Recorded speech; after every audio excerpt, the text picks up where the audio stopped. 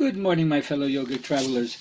I'm mighty glad to be alive today, and I hope that you are too as we continue to live, laugh, love, learn, linger, and live the life we love. Listen, I've had a tooth that's come out. Yeah, and I'm going to have a whole full set of dentures. So as long as I'm willing to share this with you, but when I have no teeth on top, I'll probably take a break for a week or so. Nonetheless, it's Tuesday, so it's my little song day. Here's a little ditty from Ireland.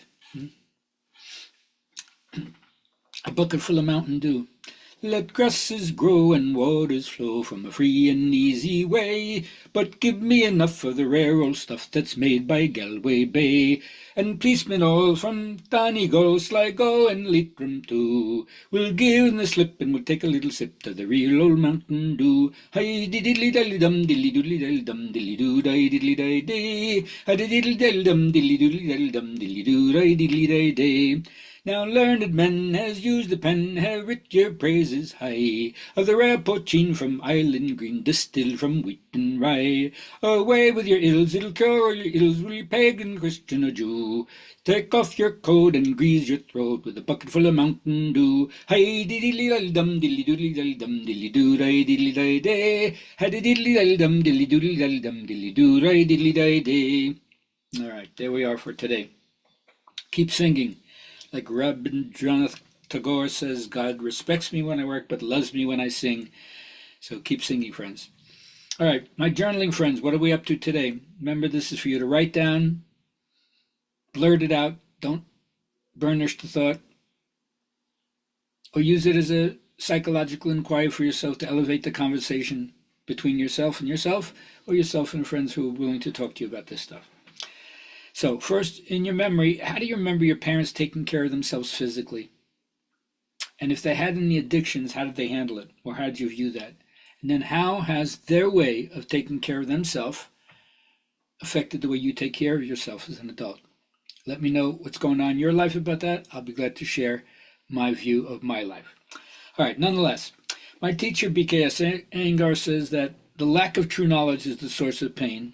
And from yoga's point of view, the lack of knowledge you have is the lack of what your essence self is, not your ego, not your persona, not your historical biography. That's just your incarnation, but it's not the actual essence of who you are.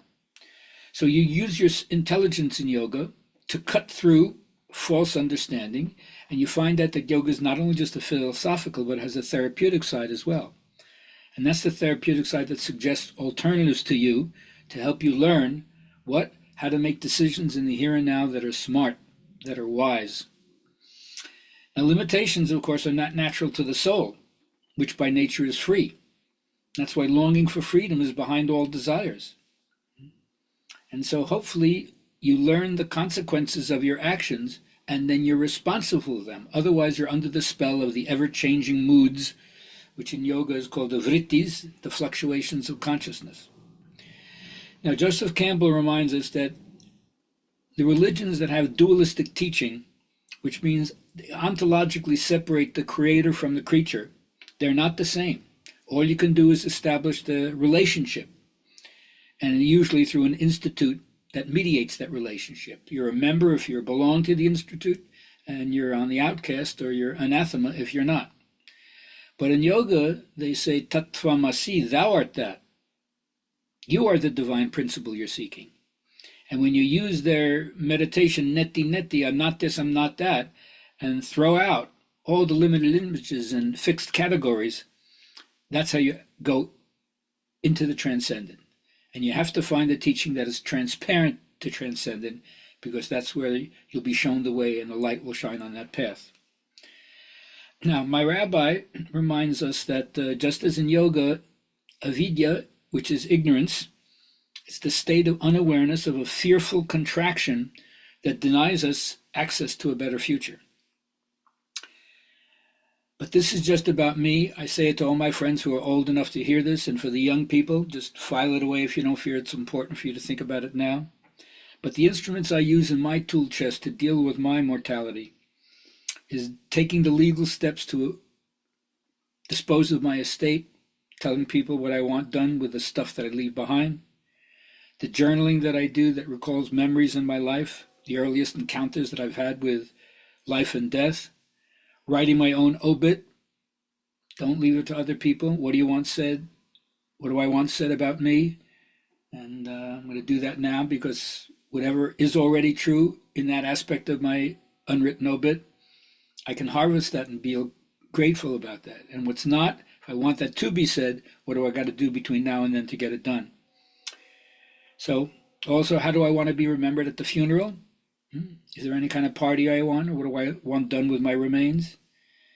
And if I do that in some way, it inoculates me against the fear, the panic, and the denial, and of most important, the unpreparedness with which most people experience their physical end. I want to mitigate it as much as I possibly can. Now, for my friends who are in relationship, especially cisgender relationship, this is for you. You know that I find that my wife is an unbelievable critic, always pointing out to make me a better person, of course, right? What's wrong with me? But her criticisms are dissolved in love as soon as I can bring some humor and happiness, even amidst the stuff that she's poking me with. Because my truth and love, my strength, stronger than any barbs that she can throw at me. Or as I like to say, anything less than Shiva, she's going to torment me. And I know she's quite good at it, right? So, my friends, remember, for the affirmative part of yourself, practice good feeling vibrations. That means practice dominant vibrations that will serve you. Remembering that whenever your attention goes to anything, you're building that thing for good or ill. Anything you antagonize fights back. But anything that you neglect or ignore fades away, like you're starving it to death through lack of attention. So remember, practicing the presence is very simple. Instead of dwelling on troubles, realize the presence of spirit where the trouble seems to be. Have a great day.